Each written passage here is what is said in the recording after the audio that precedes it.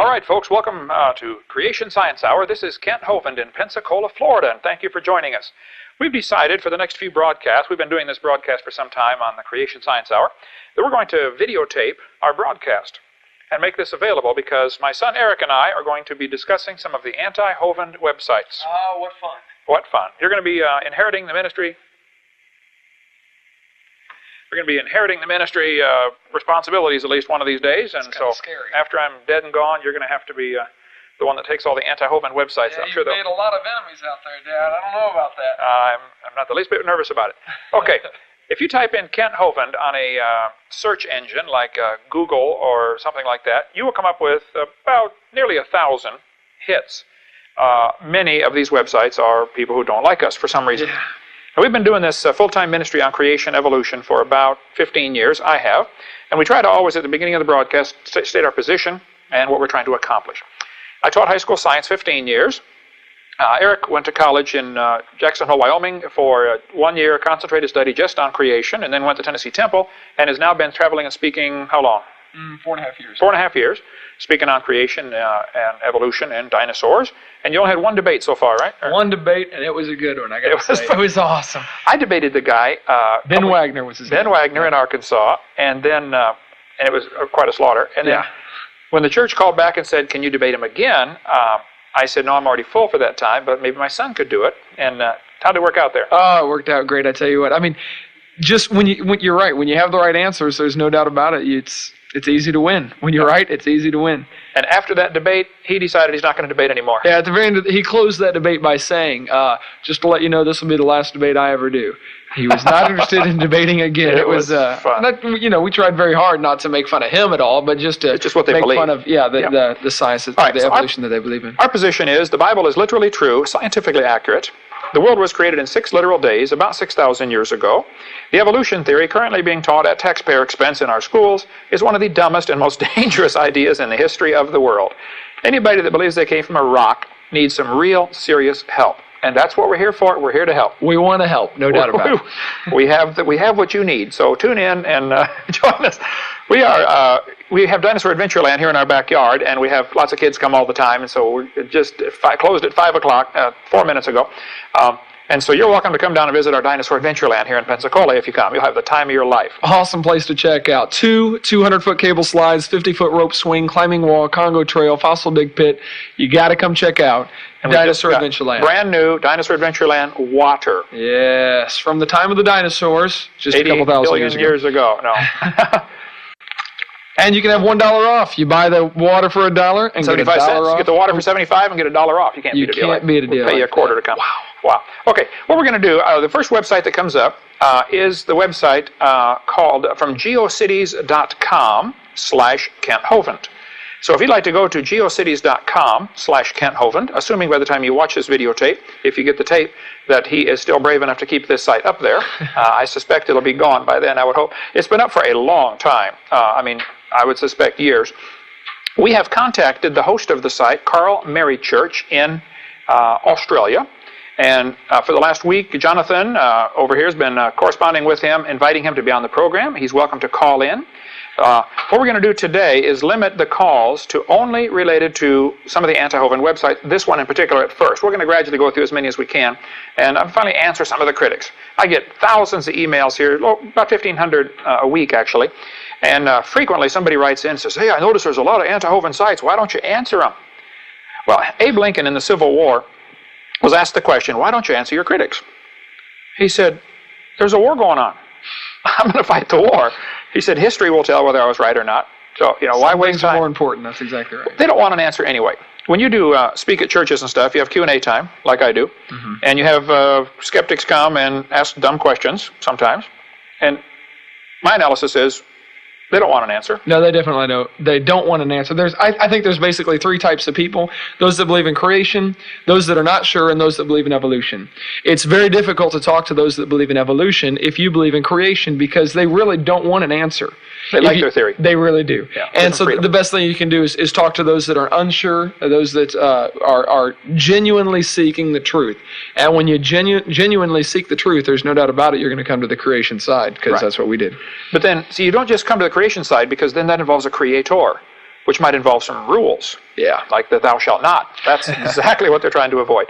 So we're going to notify, as we go through some of these major sites that have been up for years, talking bad about Kent Hovind, we're going to notify the host, if we can get a hold of them, well ahead of time, saying you're welcome to call in and be on the program, or you're welcome to AOL Instant Message us. Our screen name is Dr. Dino Live, if you have AOL Instant Message, or go to our website, Dr. Dino, and then go to the Creation Science Hour icon on the front page, and then AOL Instant Message. And Jonathan will get it and hand it to us with his handy little dinosaur, and he will hand us the AOL Instant Message. But we would like to limit it. Normally we just take any questions on the topic of creation evolution, but for tonight, and maybe for the next couple of times, we'd like to take it on, oh, there we go, the dinosaur. Questions on the anti-Hovind site, particularly the one, geocities.com/Kent Hovind. Okay, so I'm going to read a few things off the site. If you're not watching, I'll try to record exactly here. And we'll just... Let me say, those of you that are AOL Instant Messaging, we are going to save those questions till the second half of the hour. First of all, we're just going to be dealing with the anti-Hovind sites. Okay, here we go. Carl Mary Church writes, he says, he's invited to call in. In his introduction, he says, the purpose of this site is to analyze the logic and science used in the presentations of a creation science evangelist named Kent Hovind at the right. Got my picture there. Good picture, by the way. He's right. That's what he says right there. He says he's right. So. I'm still using that high school graduation picture. It's worked good for 30 years. Why change, This analysis will mainly focus on objective issues, science issues related to Kent Hovind seminars. Carl, you said in your correspondence to Jonathan you would correct any mistakes in this website. I would suggest maybe before the word Kent Hovind you add the word to, T-O. You have a typo there. Proper English would call for the word to. Okay, science issues related to Kent Hovind seminars. There will not be analysis of Hovind's theological position, communist conspiracies, New World Order, or Mark of the Beast claims. See conspiracy quotes. He's got a link there. The basis of young Earth creation science is a literal interpretation of the book of Genesis from the Christian Bible. The known universe, planets, stars, animals, and ultimately humans, it is suggested, were supernaturally created in 6 literal days around 4000 BCE. Hold it. Let me stop you right there. Right there he says BCE. Right. What is he talking about there? Before the Common Era. What do you think it ought to be? When I grew up in school, we always called it BC. That's what we learned, BC. Yeah, this is a subtle way they try to leave Christ out. Before Christ is what it really should be. All over the textbooks, and I have thousands of textbooks all around there. We're in the middle of the library here. They are changing it in the last depending on the publisher, last 5 to 8 years, it's now becoming all BCE instead of BCE. Doing everything they can to get Christ out of it. Wow. Anyway, Mr. Mary Church writes, approximately 2300 BCE, the world was supposedly destroyed by a global flood except for a selection of animals and 8 humans aboard the largest wooden boat ever constructed. Now, Carl, I would change that. Ever constructed up to that time. Okay, there have been quite a few wooden boats by the Chinese, apparently, constructed much larger than Noah's Ark after that time. So I would add the phrase up to the time. Okay. Obviously, young Earth creationism is in conflict with mainstream science in general. Let me stop right there and say I don't think that's quite correct. There may be some scientists who are in conflict with young Earth creationism, but all of the ones that are right believe in young Earth creationism. That's correct. So it's only the ones that are wrong that don't believe in that. And there are thousands, literally thousands of scientists who are young Earth creationists, or certainly creationists. Every branch of science was started by creationists, not by evolutionists. Evolution is a useless theory. It really hasn't done anything to even help out science. It's done more to hinder it than it's done to ever help it. Yeah. Even if it's true, it's useless. Yeah, they're trying so hard to prove this one theory. Scientific method would simply say, you got a problem. How did we get here? You form a hypothesis, then you gather evidence. Well, they haven't found any evidence. There's been no evidence whatsoever. We've been offering $250,000 for a long time for proof for evolution. Do you get this when you go speak at seminars? Ask, what about this offer? Yeah, what about the offer? I think he discussed that later on his site. Yeah. Well, we'll get to there, Carl. Hang on. He says, I have offered Kent Hovind the opportunity of an unedited, unlimited length right to reply to be hosted on this site. So far, he has ignored the offer. Well, Carl, let me explain why, okay? I have other things to do, okay? I don't think you want an answer anyway, number one. Number two, nobody cares what you think, all right? Plus, you can't type all that fast. Plus, I type about 12 words a minute with 19 mistakes, right? Columbus style. Find it and land on it. I can talk fast, I can think on my feet fast, or on my seat for that matter, but I don't type very fast. So I'm not about to get into an email debate. I've said that clearly on my website. I'm not interested in an email debate. I will take you on face-to-face if I come to Australia, where you are. If you want to come to the States, I've got a standing offer to debate any number of evolutionists simultaneously with half my brain tied behind my back. Still Were you at the one when it was 2 against 1 in Missouri? I wasn't there, but I've seen it. Yeah. Oh, that was hilarious. They said, well, we'll debate Ken Hovind if it can be 2 of us. I said, it could be 10 of you. Honestly, if you want to schedule a debate someplace, that'd be wonderful. I have 2 conditions I ask for. If there's 10 of them and 1 of me, that's perfectly fine. But I want half the time. Right. Equal time. Equal time. That's obvious. I don't care which of their 10 answers the question. Secondly, I want 1 topic at a time. I don't want them bringing up 30 topics. I have time to answer 4, and so it looks like he doesn't know the rest. Doesn't know the rest. Yeah, when I do, I just don't have time to answer them all. So half the time and 1 topic at a time, you bring the whole science department from any university you've got, bring in anybody you want to help. So, Carl, if you're wondering why I have ignored your offer, I've already clearly said I don't get involved in email debates, number 1. Number 2, I don't have time. I don't think most people care what you think. I just today, for the first time, looked at your website. I think I spent about 3 minutes on it one time a few months ago. And I said, this guy needs some help, and that's why we're here to help you. We're going to help you tonight. Okay. That's right. And then I went to your comments. People are writing in comments. There are, how many comments, Jonathan? 13 or 14 pages of, I can't hear your mic, I think. He's at 40,000 hits on his site. And just to the comments page or just to his site in general? That is, okay.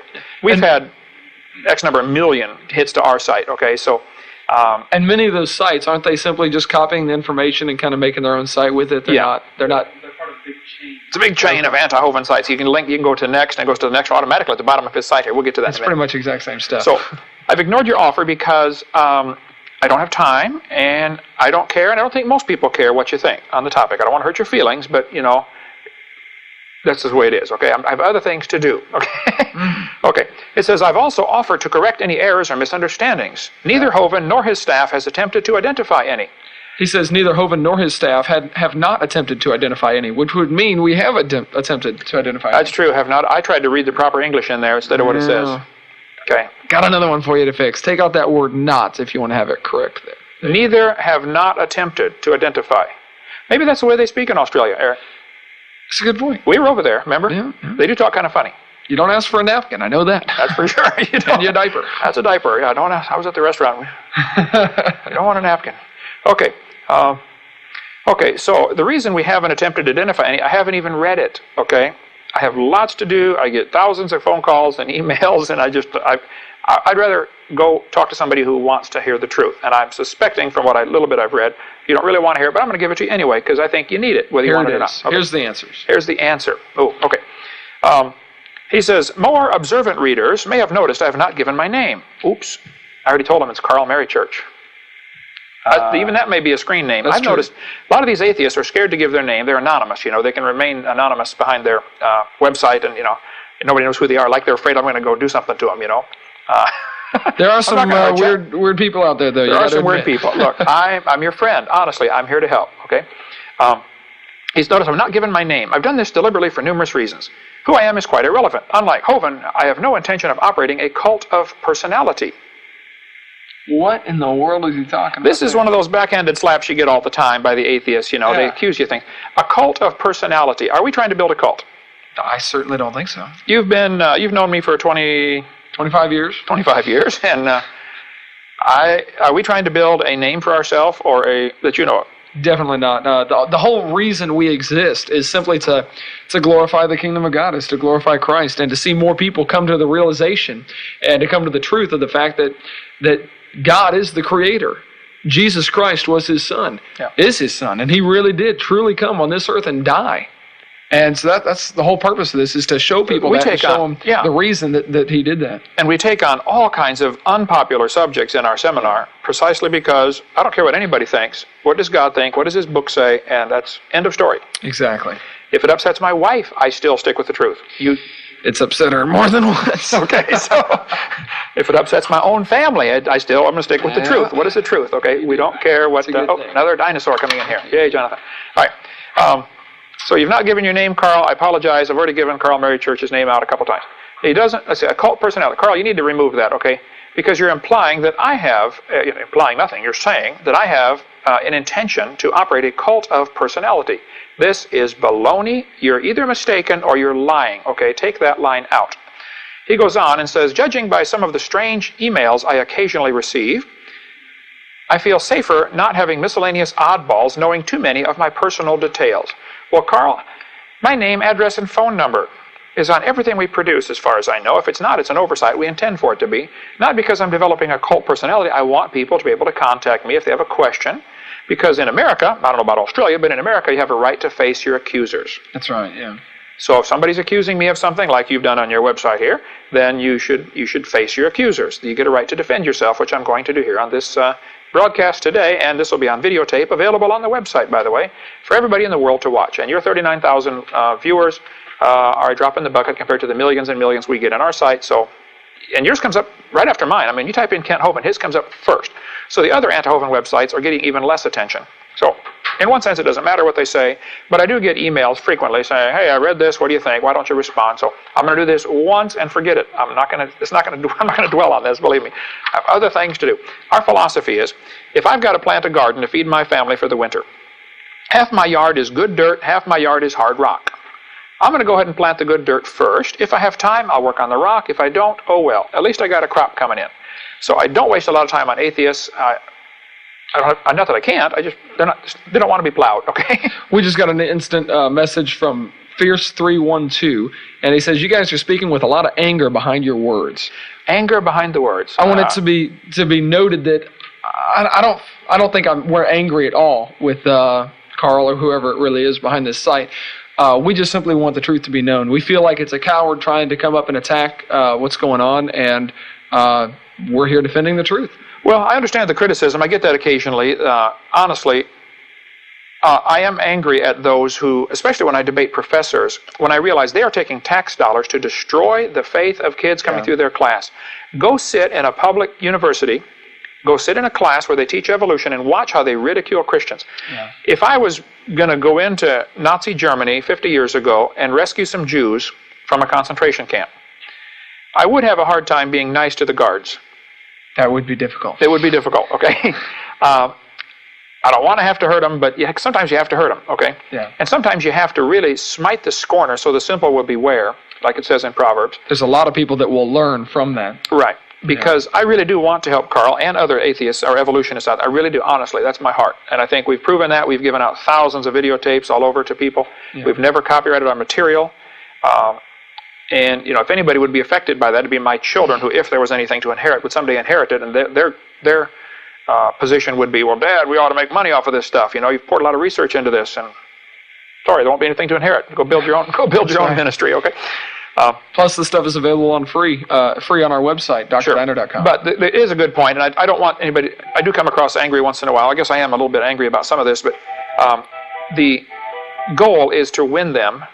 But also at the same time, I don't want to allow them to continue destroying the faith of others. Right. Websites like this might cause an honest seeker to write me off.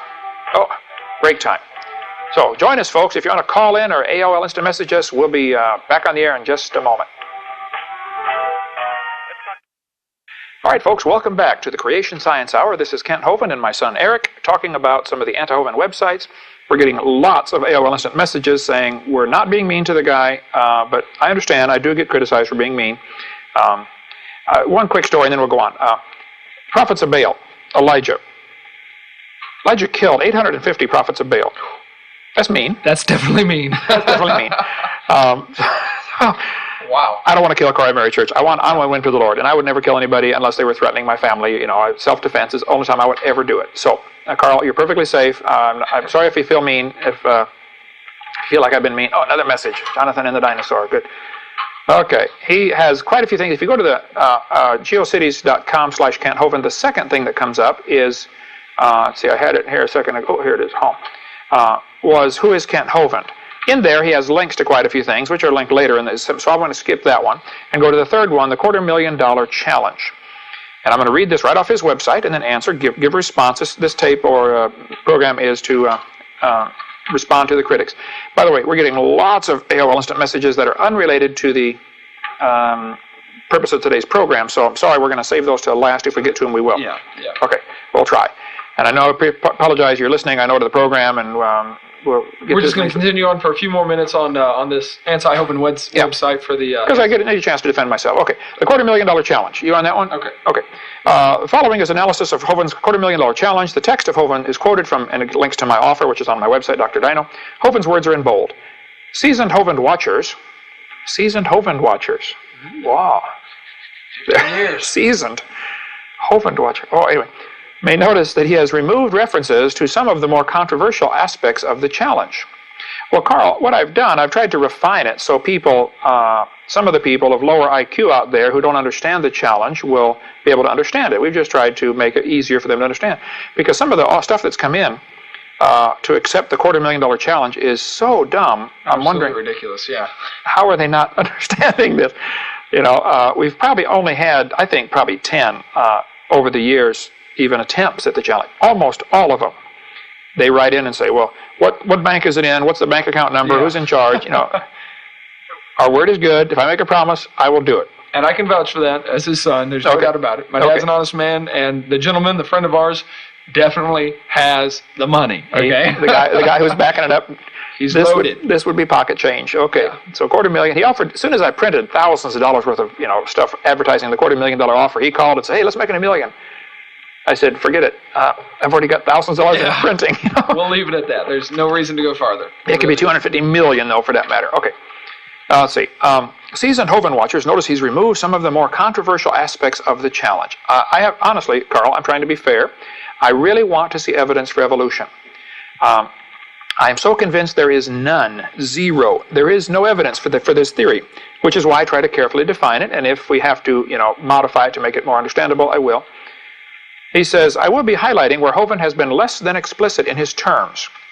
A list of past and present challengers is included at the end of this article. Here's the analysis of the present version of Hovind's challenge. And he has bold, if you're reading on the website, he has my stuff bolded and then his response.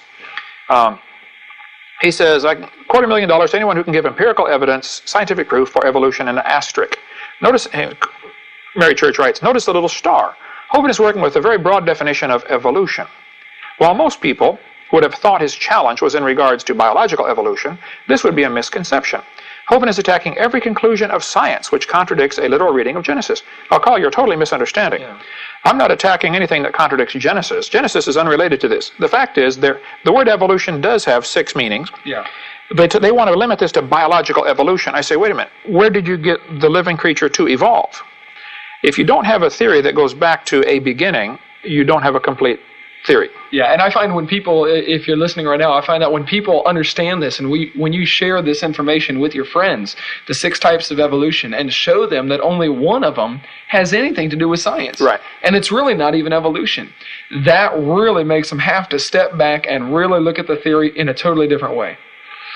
And even evolutionists, when they comprehend that finally, it hits them like, wow, boy, this is right. Yeah, it really does. I did a debate last 2 weeks ago, or 3, whenever it was, I traveled too much, but in California, and the guy wrote, and it specifically said, I don't want to discuss anything about evolution other than once life is here.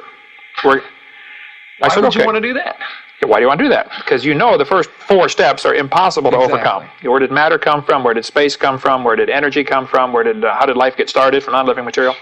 So, Carl, the reason I spell out on my theory clearly, I'm offering $250,000 for proof for the general theory, because the whole theory, all 6 parts of evolution, are being taught in the textbooks. Exactly. I can show it to you in the 2004 textbooks, the ones that coming out, they're already out, actually, for next year. Yeah. I've got them, all right? And they are teaching the Big Bang Theory. They are teaching life started from non-living material. They are teaching stars evolved. They are teaching the things that I mentioned. They certainly are teaching macroevolution, which says, dogs and bananas have a common ancestor. Right. So, yes, if you want me or my son to pay for this to be taught in the textbooks, then you need to provide an answer. If you can't answer how these things happen, then take it out of the textbook. Exactly. I did one debate one time, and the guy said, well, I think we should limit this just to, biological evolution, like Carl says here, once life gets started. I say, well, then are you admitting that you have no evidence for the first 5? Or first 4 of the stages of my evolution? He says, well, yeah, we probably can't prove any of those. I said, okay, then before we go on, will you then help me Get those 4 out of the textbook. He got real quiet. I'll bet he did. Wow. Take it out of the textbook. It's not part of science. Yeah. That ought to be in a religion class, or maybe a fairy tale class, or in a private school. Yeah. You want to teach evolution at your expense to kids that want to pay and come learn it? You can teach whatever you want. For those that don't know the 6 different types of evolution, while you're looking at what you're going to discuss next with this $250,000 offer, there are basically 6 types of evolution. First one is cosmic evolution, which is the origin of time, space, and matter. Many evolutionists refer to it as the Big Bang. Second one is chemical evolution, how all the chemicals evolved from just hydrogen and helium. Then we have stellar and planetary evolution, correct, how all the stars and planets formed. Fourth is organic evolution, how life came from non-life. Fifth type of evolution is macroevolution. That would be changing from one type of animal into a different type of animal. And then the final... use the word kind, like the Bible says kind. Kind of animal, that's true. One kind into another one. And then the last type of evolution is microevolution, which, like I said, it's not really evolution because all it is simple variations. It's not even a good term. I hate the term microevolution, but they use it, so we need to define it. It's a variation. Dogs and wolves probably had a common ancestor. That does not prove dogs and bananas have a common ancestor. Yeah. And they don't get it, though. They just don't I've get heard it. so many evolutionists say if we could live here and we were around for 100,000 years, we could see the evolution taking place. And I say that's precisely my point. Exactly. We don't observe it, so it's no longer science. And if it's not science, yet you believe in it, what realm would it have to be put into? It's a religion. Exactly right. It has to be put into the realm of religion. And you can believe it if you want. But I don't want to pay for it. Exactly. That's all. The case closed, you know. Okay, so Carl says the challenge, he said, he thought, most people thought his challenge would be in regards to biological evolution. This would be a misconception. Well, no, Carl, it's perfectly correct that all 6 parts, all 6 phases or steps, whatever you want to call it, of evolution are taught in the textbooks, and the offer clearly spells out this is what we're talking about. We're not referring to minor changes within the kind, and I'm going to stick with the Bible word kind, because a horse and a zebra are the same kind of animal. A horse and a banana are not. Okay? And I think the dividing up of the kinds could be done by a 5-year-old in 99% of the cases. There may be a few tricky ones where I don't know what kind of animal that is. What group does that go in? Okay. But a 5-year-old can divide up most of the animals into the kinds. Okay? For the other ones, you might need a 6-year-old to do those. Okay. So he says, Hovind is attacking every conclusion of science which contradicts a literal reading of Genesis. Carl, I would take that sentence out. That is simply not true. Okay? Leave that, take that out of there. And then he's got straw man in red print here. Empirical evidence does not constitute scientific proof because nothing in science is proven, only understood based upon known evidence. I think what they've tried to do here, you've probably seen this, Eric, in the last 20 years, they've tried to redefine science. Yeah. And really, we can't know anything. Yeah, we can't know anything. Right. The probability of this, of this lid falling is pretty good, but what if on the 1,000,000th time it didn't fall? Yeah, we can't know. Oh, we can't know. I think that's retarded. Okay, science means knowledge. Yeah. Plain and simple. A further definition, you can look it up in most older dictionaries. I wouldn't know about the new ones if I trust them. Oh yeah, I got one from 2002, and it had a great definition of science. Systemized knowledge derived from observation and study. That's what it is. It's a great one. Actually, it's on my desk if you want to grab that for me. Dictionary 2002. Yeah. Okay. So evolution is outside of the field of science. It is a religion people believe in, which is fine. Hey, you can believe whatever you want. I don't care what you believe. I just don't want to pay for your religion to be taught in the schools. Simple. Okay. And then he lists my observed phenomena from, you can read the article, the $250,000 off on my website, drdino.com. Read it for yourself. I'm going to just read his comments here. He says, Strawman, Hovind has ignored further options. I better read the options. Okay. The choice of how the universe got here, basically, from my website, there's 3 choices. The universe was created by God. The universe has always existed. The universe came into being by itself by purely natural process known as evolution, so that no appeal to the supernatural is needed. And Carl says, Hovind has ignored further options. Among others, these could be, number 4, the universe was created by a team of deities. Talk about straining at a gnat, swallowing a camel. Okay. Ultimately, that means it was created by a deity. Okay, God. Number 5, the universe was created by a deity or deities using natural methods, theistic evolution. I think that would still fit into category 1, the universe was created by God. Right. Now, the textbooks, though, don't give that option, Carl. And one of my drives is to correct the textbooks, because that's what we're all paying for. Yeah. What people believe out there in La La Land doesn't matter to me. What are we paying for? Okay. I'm paying for the kids in this town to be taught the evolution theory And they do not mention theistic evolution as even an option. We'll have to talk about that in a later program to get into what theistic evolution is, how some people believe that God used evolution to create everything. What kind of a God would be that dumb that have to practice and play around, you know? It's not the God of the Bible. It's not a God with any brains. It's not a God you'd want to worship. It's not a God I serve, I know that. No. The God I serve did it right first time, 6 days. And doesn't need to practice. And plus, the God of evolution would be cruel. I mean, evolution's a cruel process. One animal evolves a little better than the rest. What must happen to the rest? They got to die. They got to die. Which, by the way, is why I believe many people believe in it, because it allows them, especially businessmen. I just spoke at a businessman's luncheon. I believe many businessmen take that idea of evolution because that rationalizes some of the tactics that they use in the business world. That's what Carnegie did. Yeah. Carnegie was a Christian. And then when he read he read Darwin's book, got converted to believing in evolution and said, this is perfect. He said, I'm going to be the most ruthless businessman there is. We're going to build a big steel empire, the Carnegie Empire, and cutthroat competition. This was Rockefeller's problem.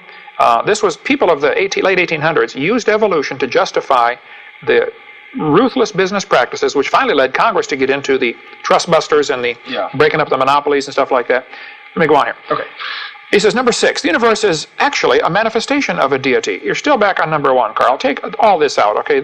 You're making yourself look a little silly here, which is what many folks in your comment section have said. You know, you're looking kind of silly here, so I'd recommend you take that out. I'm trying to help you, okay? I want to help your image, right? Number 7, the universe is the offshoot of another universe. That goes back into category number 3. It's still naturalistic. And where did that universe come from? Where did that universe come from? This postpones the problem. It doesn't solve the problem. Number 8, the universe is perpetual. Okay, Carl, the reason I don't mention that as an option, I think that is against all known laws of science, that there's no such thing as a perpetual motion machine. Yeah. What we observe is first and second laws of thermodynamics, things don't create themselves, and they're winding down. Everything does tend toward disorder. Take a look in your sock drawer, you'll see, okay? It does. Everything tends toward disorder, okay?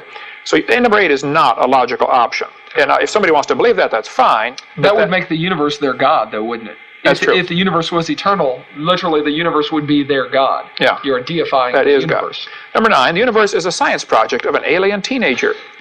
Well, if you want to go off on this kind of stuff, Carl, you're going to go off all day. Option 10, 11, 12, 13, 14. Universe is a science project of a hamster. The universe is a science project. I mean, come on. He says the length of this list is only limited by our imagination. Well, I would say he would have a really long list if we're going to go by his imagination here. So let's stick with reality here, okay? Okay. And then he goes back quoting what I said on my website. Evolution has been acclaimed as being the only process capable of causing the observed phenomena. Evolution is presented in our public science textbooks as a process that brought time, space, matter into existence from nothing. And then he has a section here. Straw man. Hovind makes the erroneous claim that the universe originated from pure nothingness numerous times. Okay, Eric, have you seen, in Seminar Part 1, the quotes that we use from Scientific American? Oh, yeah. Discover Magazine? April of 2002, Discover Magazine said, where did everything come from, you know? And it literally says, from nothing. The universe burst into something from absolutely nothing. Zero, nada. Alan Guth, yes, is the writer of that. Okay, read the definition of science. It's 2002 dictionary. 2002, page 1045, science. This is Webster's Collegiate Dictionary, 10th edition. Here we go. Science is a department of systemized knowledge as an object of study. Studied or learned like systemized knowledge. Knowledge or a system of knowledge covering general truths or the operation of general laws. Okay. Tested through the scientific method. Scientific method deals with things that are testable, demonstrable. You can do an experiment. It says, here's what you do for the scientific method. You got to have a problem, first of all. What's our problem? When I speak in public schools, I bring this up. According to the scientific method, what is our problem? All the kids realize. Why are we here? Exactly. That's how did we get here? Where are we going? Why are we here? Where do we come from? Where are we going when we die? Then it says you got to collect data. Uh-oh. Here's what we've got for data. 6,000 years of human history has shown us dogs produce dogs. Every single time. Every time. Now, if you write that down in the data column. If you want to imagine that sometime long ago and far away, dogs came from non-dogs, okay, you just left science and went to religion. Now you're outside of all kinds of science. And I've been tempted to go through a textbook sometime with 2 different color highlighters and, highlight yellow science statements and pink religion, because they mix them. It's just thoroughly mixed in. And make it seem like it's all the same thing when really there is a distinct difference that you should be able to watch. All right, let's go on here. So Hovind makes the erroneous claim the universe originated from pure nothingness. Well, Carl, that's because that's what the textbooks say, and that's what the science journals say, and I show that clearly. Watch my seminar part 1, which you can watch right on the website, drdino.com. You can watch it for free.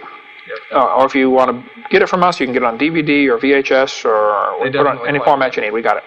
Okay, number 2, I state, organized that matter into galaxy stars and at least 9 planets around the sun. This process referred to cosmic evolution. And Mary Church says, stellar and planetary formation, which has been photographed at least 4 times by the Hubble telescope, and he gives the things here. Carl, let me explain something to you, which I cover in my seminar, part 7. We've never seen a star form. No. We see spots getting brighter. And even taking a picture would not show a star forming. True. I mean, a still photograph would never show a star forming.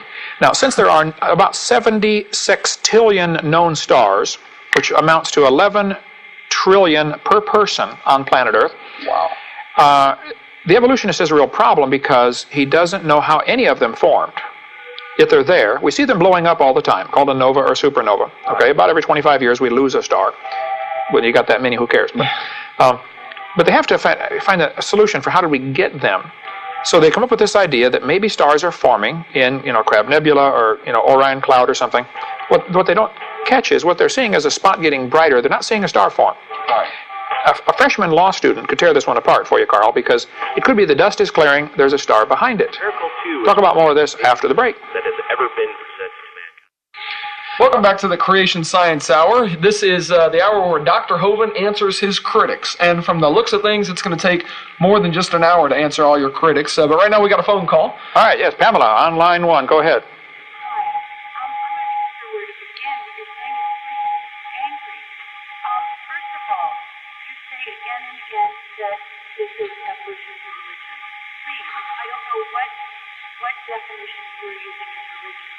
Okay, well, let me take one question at a time, Pamela. I can barely hear you. We got a real complex system here. You're saying that I keep calling evolution a religion, and you want to know what definition of religion? Did you hear that, Eric? Yeah, how is evolution a religion? Well, that's why when you define the 6 meanings of evolution, then it becomes easy. The first 5 are religious. Only number 6 is science. But you're the one who created these 6 definitions of evolution. That's not science. You created that yourself. Well, Pamela, how would you divide up the steps? The steps. Do you think that the changes we observe, like dogs and wolves having a common ancestor, do you think that is evidence enough to decide that dogs and bananas have a common ancestor? You're not answering the question. You created 6 different definitions of evolution. That's not standard science. So you are saying that somebody has to prove basically all of those. That's not science. You're creating your own thing. Pamela, all he's doing is making it very simple to understand what evolution is. When we look at if you were to say the word evolution in a public school, most kids think of everything involved with evolution. They think of the Big Bang. They think of how humans evolved, how stars formed. All we're doing is simplifying it, saying there are actually, when you want to discuss it, you have to know what you're discussing. We're defining the term. So yes, yeah. Okay, let's say that is my definition. But you can't use the term biological evolution. You're creating things that aren't there and then saying, well, see, that proves that evolution didn't happen. Well, now, hold on, Pamela. Part of evolution. This is my program. I can do whatever I want. Firstly, okay. Well, sure, but if anybody who's listening wants to really know what science is, they can look up for themselves instead of taking your word for it or my word for it. Okay, is it science that dogs and bananas have a common ancestor? Yes, it is science. You think that is science? That is something we know from observation. Definition of science. Definition of science, right here, 2002 Webster's Dictionary, is systemized knowledge derived from observation. What observation tells us that dogs and bananas, or let's make it easy, dogs and cows. Now we have 2 mammals, okay? What observation shows us that dogs and cows have a common ancestor? What observation do we have that there are atoms? There's a lot of things that we can't see. Oh, yeah, hold on. You're throwing up a straw man here. You're mixing apples and oranges. No, you're saying that you have to be able to see something, and I'm saying we cannot see everything. I'm saying that the definition of science, if you want to deal with science, which is what you say you want to deal with, if we're trying to call it non-science, we're calling it a religion. If you want to deal strictly with science, then where's the evidence that we see for dogs and cows being related? There's anybody who's interested in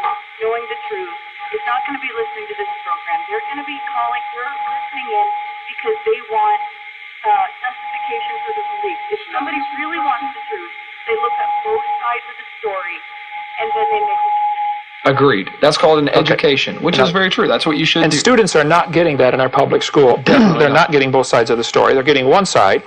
They're getting hammered with this from kindergarten to, through PhD level, that evolution is a fact, evolution is a fact, and it's not a fact. It's a dumb idea, and it's a religion. Still, can we get back to the question of how evolution is a religion? Well, if it's not science, if you can't prove the dog and the cow are related, yet you want to teach that, but it can't be proved through observation and study, that would take it outside the realm of science. It's now something you believe happened, but it's no longer observable. So that's religion. You have to believe in it. You're saying that everything that is not science in the world is a religion? No, I didn't say that. I say something you believe in, and certainly if you look up the definition of religion, you can check it out. I don't have time on the program today. Yeah, but believing in something doesn't mean it's a religion. Well, you believe, see, religion, the definition, if I recall, just off the top of my head, is belief in a power or powers that brought the universe into existence. The evolution fits the definition fine. And Pamela, we got a lot of other things to, if we can talk, and you can call in, I don't want to shut you off here too soon, but you haven't really, I think I have answered your question, that evolution is a religion by our definition. Yeah. You haven't answered it, and you haven't yet changing the topic. I'm not changing the topic. I'm pointing out that you have to believe that dogs and cows are related. If you believe in ghosts, I believe the sun's coming up tomorrow. What religion am I? No, you see the sun coming up. We have known scientific evidence that says the sun will come up, and we understand the science behind why it comes up.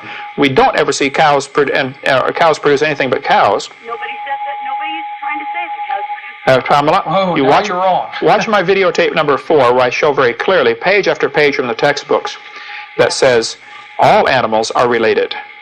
Charles Darwin said, I think they're going to shut off here, Pamela. We're getting a ringing in the system. All the textbooks that I have, and I got them right behind me, a whole row of biology books here and over there, a whole case of them, they do teach that all forms of life are related. Yeah. And if they want to believe that, that's fine, but that's no longer science. That's part of their religion. So, Pamela, I appreciate you calling in, and I feel, I guess, sad that you have either are not understanding there is quite a difference, and you are mixing your science and religion, or somebody's taught you that it is science and you fell for it, but they lied to you. Okay, it's not science. Evolution, by the 6 definitions, only number 1 is 6 is science. The first 5 are indeed something religious. What do they have? And there's not much you can argue with about that. Here we go. Religion. There's a long definition of religion, if I recall. A bunch more. AOL instant message here. We got about 40 of them. While you look that up and summarize that, let me read a few of these real quick. AOL instant messages. Let's see, I got a bunch already sent here earlier. When's the last time you updated the seminars? Last couple of months. They're fresh 2003 series. From Fierce 321, I don't understand how we see stars trillions of miles away. That's answered thoroughly on seminar part 7 about the starlight question. Check it out on drdino.com. Yeah, JMK1611. Is it true there are more people living than all people that have ever lived? Nobody knows for sure. It's possible. There are 6 billion today. It is possible that there are more today than the total of those that have died. You couldn't prove that. We don't know how many were alive before the flood, but it's possible. But it's definitely possible. One more here. You ready? Okay.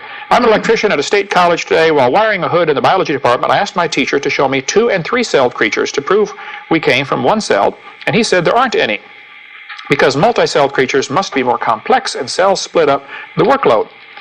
Then he said a sponge is closed with only hundreds of cells. It can develop from one cell. This is the proof he offered for evolution. Does this mean Bob Sponge is intermediate? No, this is ridiculous. There are no 2-celled or 3-celled creatures. This is a major obstacle for the evolutionists having to answer, why aren't there any? I mean, if evolution really happened, there ought to be a whole series of events from one-celled to multi-celled. The simplest we have are generally more like colonies of cells that work together.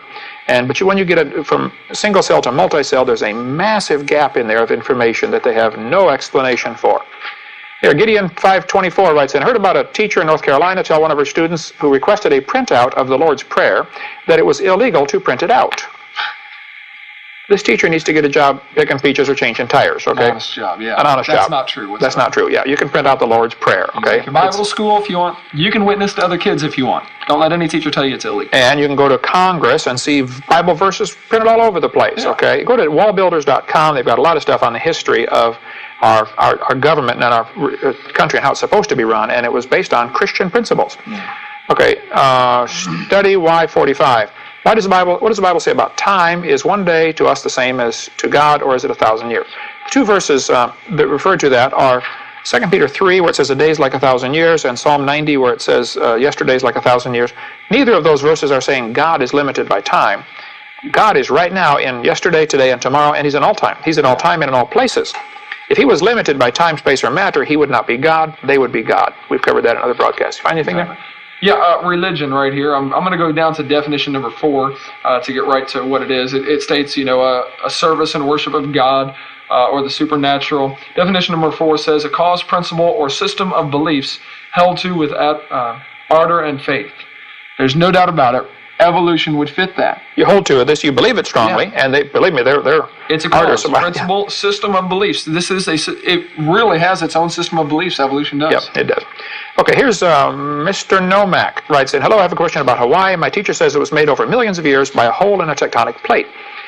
I'll stop right there and say he's probably right that Hawaii is a hot spot, a hole in a tectonic plate. The plates are shifting and moving, and the lava's coming up. In Hawaii, I've been there 3 times to preach, 4 times I think. But yes, it's a hot spot. However, I wouldn't buy the millions of years part. It could have formed in 30 seconds, okay, under proper conditions, a few thousand years ago, which I think is answered with the biblical flood. I covered that in part 6. Go ahead. You finishing that one? No, okay, finish it. He said an underwater volcano erupted lava through the hole, making an island. I agree. Kind of like liquid coming out of an eyedropper. I agree. Then the plates moved and made a new island. I agree. That's correct. Except for the millions of years part. That is all correct, Andy. He's right. Hawaii is a hot spot. Doctor writes in, says you guys need a Pamela time limit. I agree. I think we did answer, Pamela, if you're still listening, I think we did answer that question very correctly. Evolution, when you really honestly want to step back and look at it, and this is difficult for many evolutionists to understand and to accept, that evolution is a religion. And when you put it in those terms, it's very difficult to understand that and for them to accept that. Let's talk about time limits. You realize how many students have to sit an hour a day for a semester or for a year and get evolution crammed at them? Yeah. And then they gripe when we get, 1 hour. And I really wanted to point out, I would like to take as much time as necessary to show Pamela the truth and to get her to realize that. But with the time restraints we have, we simply can't do that. It goes back to plowing the backyard. If you got good dirt and hard rock, you spend your time on the dirt. Plow the good dirt. That's right. First. You take time for the rock if there's time. But, okay, there's so many that want to hear, and they're emailing us saying, I want to hear the truth. Okay. Study Y45 writes in again. What does the Bible say about time? Oh, we did that already. Fierce, how do we see stars? Trillions of light years away. Jonathan, we got duplicates in here. There we go. Hovind is great. He makes these people look stupid. Gideon, 542. Gideon, appreciate that. We don't want them to look stupid necessarily. I think it is stupid to believe he came from a rock. However, our goal is really to win them. Yeah. We're not trying to hurt anybody here. And we have won many thousands, probably tens of thousands to the Lord. Many atheists and evolutionists that have been converted. Because we're here to help. Honestly, we got the truth, Yeah. And so many write to us and say, I can't believe that I believed that evolution theory for so long. Yeah. Because it really is. It blinds you. It truly does. One guy said, he drove me to the airport about a month ago. Brother Hovind, he said, my wife can't watch your tapes. It gives her a headache. I said, what? He said, yeah, every time she watches, she goes, duh, why didn't I think of that? We try to keep it simple, okay? We operate about 4th grade level around here. We really want to keep it simple, and I think that's what frustrates the atheists. Definitely. Many of the creationist guys that are out speaking are brilliant, but they're only reaching the top, 1% of the intellectuals. We put cookies on the lower shelf where the average person can get it, and that really frustrates the atheists because what we're doing is effective. They try to use the big words and the educational background to sound real smart, and therefore you can't understand it, but it's true because it's science. Well, I taught school 15 years, and I can assure you, when you ask for an essay answer, the longer the answer, the less they know about it. Okay, they're familiar with that. They're trying to snow you. Okay, they hope you just weigh it and give them an A without actually reading it. They talk and talk and talk. That means they know nothing. Okay, I can finish with one thing here, and we're going to run out of time. Carl writes on his geocities.com. Kent Hovind. I'm still on only this 3rd section. He says, stellar and planetary formation has been photographed 4 times by the Hubble Space Telescope. Carl, you're mistaken, okay? They might have told you that, and they might believe that, okay? But that's simply not correct. Nobody has photographed a star forming. There are known laws of science called Boyle's gas laws that would prevent dust from accumulating into a solid and then getting dense enough to create a star. One atheist told me, well, the solution to overcoming Boyle's gas laws, he said, if 20 stars exploded near each other, it would produce enough energy to squeeze the dust together and make a new star. I said, that's brilliant, sir. You got to lose 20 to gain 1. Okay. First place, this is theoretical. We don't observe that. Secondly, you ought to run for Congress, man. You could help those guys borrow their way out of debt. Yeah, losing 20 to gain 1. Lose 20 to gain 1. That explains how we got these 76 trillion of The them. Bible says it best. Professing themselves to be wise, they became Fools. That's Yep. exactly right. Psalm 14, Psalm 51. Definitely. Okay, folks, tomorrow we're going to do this several days in a row here. So if you get some skeptics to write in, if you want to get a hold of the editor of some of these sites, call in. Now, I'm going to hold you to your word, Carl. You said you'd correct things, and I'm telling you some things to correct. So by the time this tape gets out in a few weeks, when we get done editing in pictures and stuff, if we need to, some of you folks watching this may find he actually made some corrections. If he's an honest man, he'll make the corrections. Yes. Listen, if you're listening today and you haven't trusted Jesus Christ as your Savior, why not? Why on earth would you want to go to hell? Okay, God loves you. He wants to save you. 35 years ago, I said, Lord, I'm a sinner. I want you to forgive me and save me. And that's the purpose of our ministry. If you want to know more about it, go to our website, drdino.com, and click How to Get Saved. Call us and write us about it. Thanks a lot. We'll see you tomorrow, folks.